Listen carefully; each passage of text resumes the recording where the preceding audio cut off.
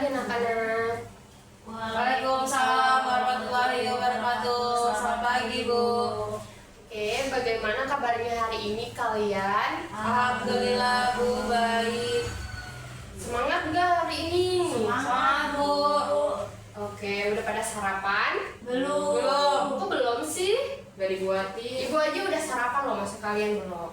Nggak Jadi dibuatin. kasih, Bu, sama mama saya. Ya Tadi udah, Bu. lain kali kalau misalkan ingin kelas itu kalian harus sarapan terlebih dahulu ya biar semangat belajarnya. Baik, Bu.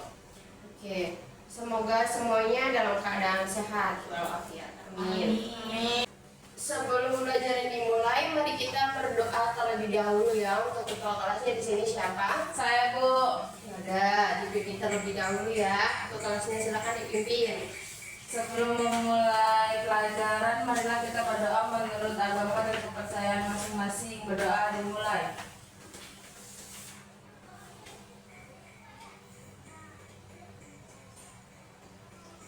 Selesai.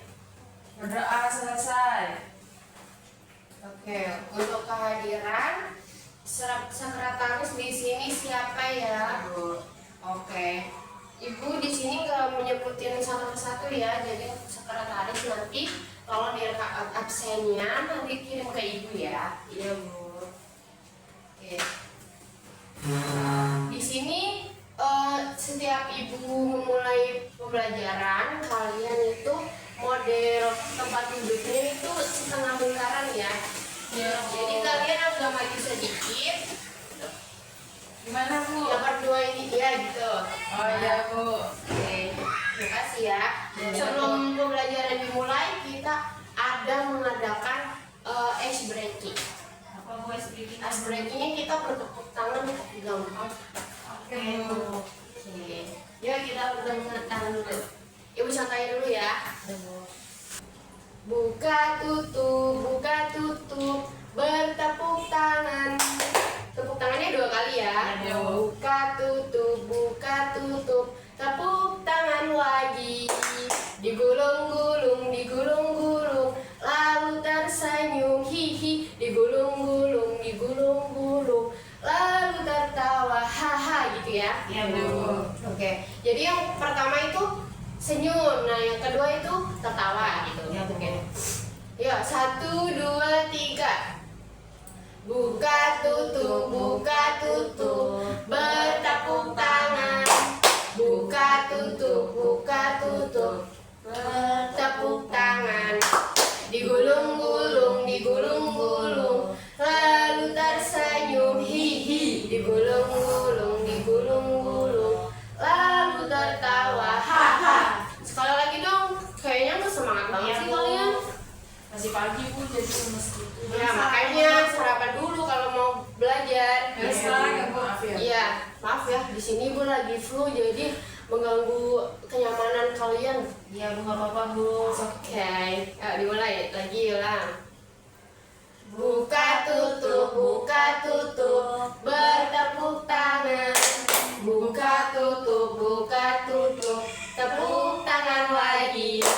Digulung-gulung, lalu tersenyum, hihi. Digulung-gulung, lalu tertawa, haha. Oke, udah semangat ya kalian ya. Udah, Bu. Oke, mulai dulu ya.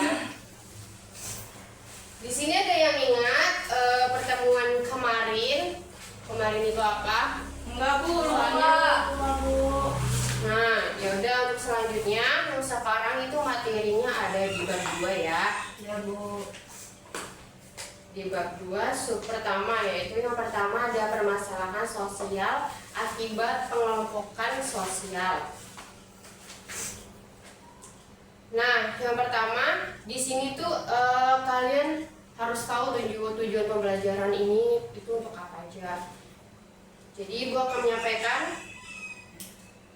menjelaskan ragam permasalahan sosial seperti ketidakadilan, toleransi, korupsi, dan nepotisme. Yang kedua itu kalian mengumpulkan informasi ragam permasalahan sosial di lingkungan sekitar kita gitu. Jadi yang ketiga itu ada kita harus merancang pemecahan permasalahan akibat pengelompokan sosial. Di sini Ibu tanya, apakah semua masalah itu dapat disebut dengan permasalahan sosial? Enggak, Bu. Ya, di situ karena apa? Jika membawa pengaruh bagi banyak orang itu dapat disebut dengan permasalahan sosial ya. Ya, Bu. Karena permasalahan sosial itu juga dapat diartikan sebagai kondisi sosial yang dipandang masyarakat berbahaya dan membutuhkan perbaikan. Tuh. Selain itu, permasalahan sosial terjadi karena adanya pelanggaran nilai dan norma dalam masyarakat. Ada yang tahu di sini nilai pada masyarakat itu apa? Enggak tahu, Bu. Dan nilai itu harapan atau kepercayaan yang dianggap penting oleh masyarakat. Sementara itu, norma merupakan aturan yang disepakati bersama dalam masyarakat. Nah, jadi ketika pelanggaran stabilitas atau nilai dan norma terjadi, tentu masyarakat akan merasa khawatir atas stabilitas sistem dan keteraturan sosial di lingkungan sekitarnya. Oleh karena itu, nilai dan norma menjadi suatu parameter yang digunakan untuk menentukan suatu permasalahan sosial. Nah, di sini ada permasalahan sosial itu tidak selalu muncul ya anak-anak, karena interaksi sosial yang dibangun dalam masyarakat. Ada juga faktor lain seperti bencana dan wabah penyakit yang menyebabkan permasalahan sosial dalam masyarakat. Ya, bencana dan wabah penyakit itu memang bukan permasalahan sosial, akan tetapi dampak yang ditimbulkan bencana dan wabah penyakit membawa pengaruh besar bagi kehidupan masyarakat. Jadi, muncul masalah-masalah sosial di berbagai kehidupan masyarakat. Kondisi ini terjadi karena manusia sangat bergantung pada ruang atau lingkungan fisik tempat mereka tinggal.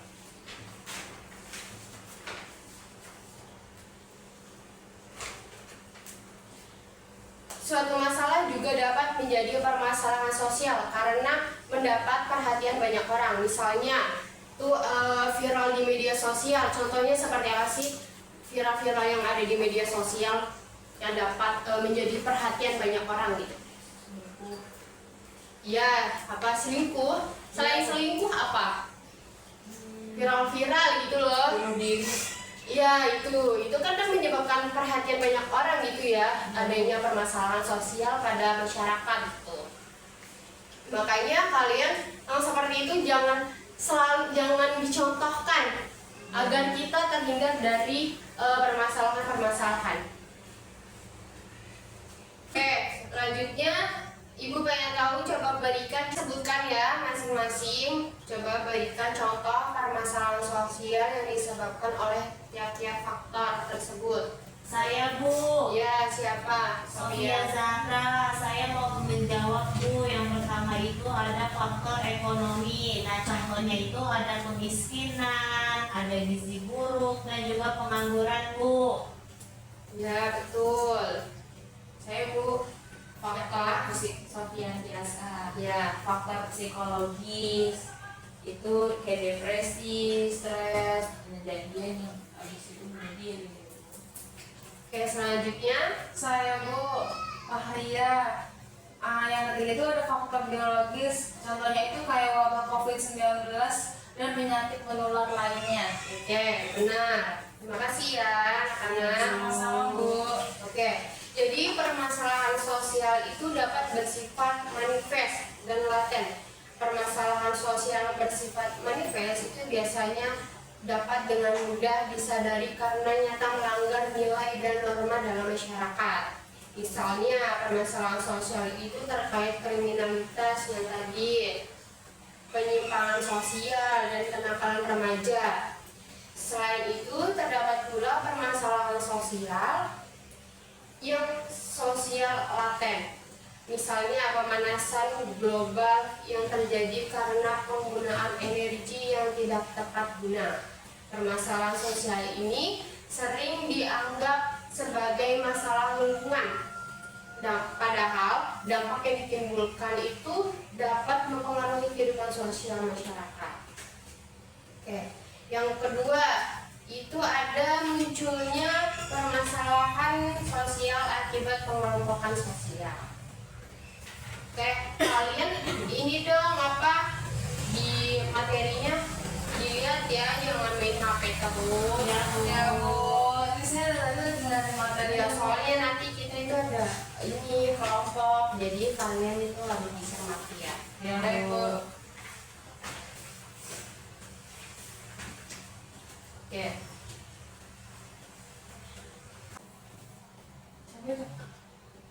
Oke, dengarkan ya anak-anak. Ya Bu. Kalian sudah mengetahui ya bahwa permasalahan sosial itu dapat disebabkan oleh pengelompokan sosial dalam masyarakat.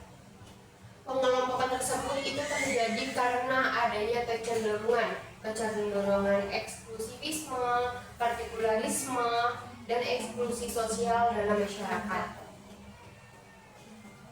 Faktor-faktor tersebut itu merupakan dinamika kelompok sosial yang terjadi karena prasangka dan kepentingan antar kelompok. Ada beberapa permasalahan sosial yang muncul akibat dinamika kelompok sosial. Nah, yang pertama itu ada ketidakadilan. Ketidakadilan itu permasalahan sosial yang berhubungan dengan pemberian hak dan kewajiban yang tidak merata, atau disebut dengan SDGs, itu rencana aksi atau menuntaskan kemiskinan, mengurangi kesenjangan sosial, dan menjaga lingkungan. Nah, ketidakadilan gender merupakan contoh permasalahan sosial yang terjadi karena pengelompokan sosial berdasarkan peran gender. Untuk yang kedua itu ada intoleransi.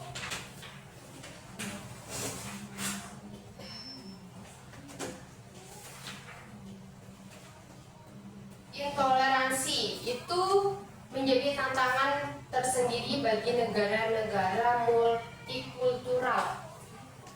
Intoleransi itu dapat diartikan sebagai ketiadaan tegang rasa ya anak-anak. Ya Bu. Sementara itu tegang rasa itu berarti sikap untuk mendapat menghargai dan menghormati perasaan orang lain.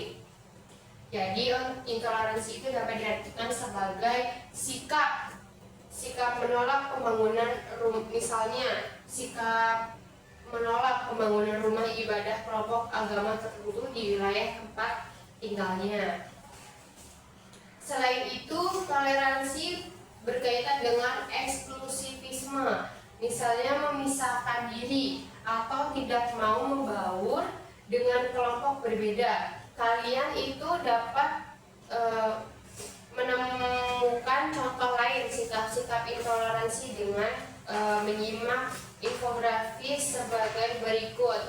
Dilihat ya, di situ ada gambar cara menolak intoleransi di Indonesia. Udah dilihat belum anak-anak? Sudah Bu. Ya, di situ ada gambar sikap tidak hormat dalam menerima dan menghargai keragaman budaya. Terus mendedahkan HAM, pluralisme, demokrasi, dan supremasi hukum. Nah, intoleransi ini merupakan permasalahan sosial yang harus disikapi bersama melalui berbagai kehidupan. Selain itu, intoleransi dapat disikapi dengan moderasi beragama. Konsep tersebut dapat kalian pelajari ya. Ya Bu. Nah, untuk yang ketiga, korupsi atau kolusi dan nepotisme.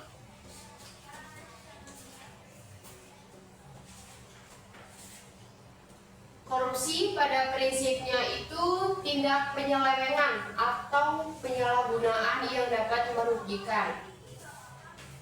Untuk tindakan korupsi dapat dan jabatan yang dilakukan seseorang atau kelompok tujuannya itu untuk menguntungkan kepentingan pribadi atau golongannya sendiri. Oleh karena itu, kecenderungan partikularisme kelompok tersebut menjadi korupsi dapat dikategorikan sebagai permasalahan sosial akibat pengelompokan sosial. Oke, tadi udah dijelasin ya, korupsi yang pertama, yang kedua itu ada kolusi. Di sini ada yang mau ingin membacakan Tentang apa Bu? kolusi.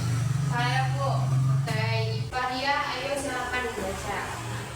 Kolusi dapat diartikan sebagai kerjasama dengan maksud dan tujuan yang tidak terpuji. Sikap tersebut juga dapat disebut dengan persekongkolan.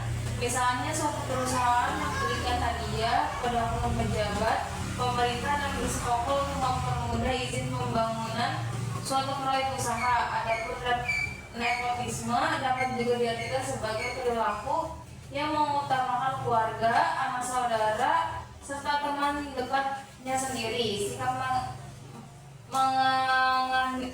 menganakkemaskan ini pada umumnya dilakukan oleh pihak-pihak yang memiliki kekuasaan atau pengaruh tertentu. Misalnya, seseorang yang merekrut pegawai dengan cara tidak transparan demi kepentingan kerabatnya sendiri. Oke, sudah, terima kasih. Sama-sama Bu. Oke.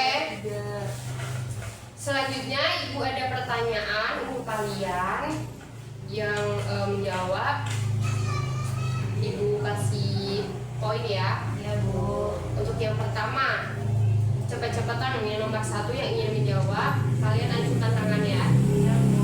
Yang pertama, bagaimana kira-kira kondisi sosial ekonomi masyarakat yang ada pada gambar tersebut yang ada di bukunya ya? Saya Bu. Siapa namanya? Fahria. Oke. Jawabannya itu kondisi sosial ekonomi pada gambar cenderung menunjukkan kehidupan masyarakat ekonomi kelas bawah dengan tingkat pendidikan yang rendah. Kondisi ini dibuktikan dengan struktur bangunan dan rendahnya kesadaran lingkungan pada masyarakat. Oke, terima kasih jawabannya. Untuk yang kedua itu soalnya mengapa kondisi pada gambar dapat dikategorikan sebagai suatu fenomena permasalahan sosial? Saya Siapa? Bu. Oke, siapa nama kamu? Sofia Zahra Bu. Oke, jawab. Jawabannya, kondisi pada gambar dikategorikan sebagai permasalahan sosial karena dialami oleh banyak orang.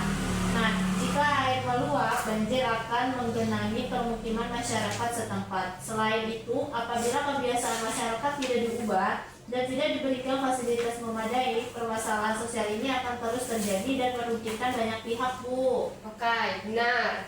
Yang ketiga, terakhir, mengapa kondisi sosial pada gambar tersebut itu banyak ditemukan di wilayah perkotaan? Kenapa ya? Bu. Oke, siapa kamu? Saya Sofia Tiasa. Oke. Kondisi sosial pada gambar banyak ditemukan di wilayah perkotaan karena wilayah tersebut tidak mampu menampung jumlah penduduk yang terus meningkat dan keterampilan penduduk belum sesuai kualifikasi pekerjaan yang tersedia, Bu. Oke, terima kasih jawaban kalian sudah jelas semua ya. Ya, Bu. Setelah menyimak, lakukan kalian berkelompok ya. Bentuklah kelompok yang terdiri atas 3 orang. Ya, Bu. Nanti tapi untuk pertemuan selanjutnya ya, Ya, nanti Bu. kalian setiap pertemuan kalian akan maju satu persatu. Ya, Bu. Oke. Contohnya itu kasusnya tentang eksklusivisme dan partikularisme. Nah, di situ kalian itu analisislah latar belakangnya, terus pihak-pihak sama dampak kasus yang kalian temukan tadi ya. Ya, Bu. Oke. Sekian pembelajaran hari ini sudah selesai. Ibu akhiri ya. Ya. Mohon maaf ya bila Ibu ada kata salah pada kalian. Ya. Wassalamualaikum warahmatullahi wabarakatuh. Waalaikumsalam warahmatullahi wabarakatuh.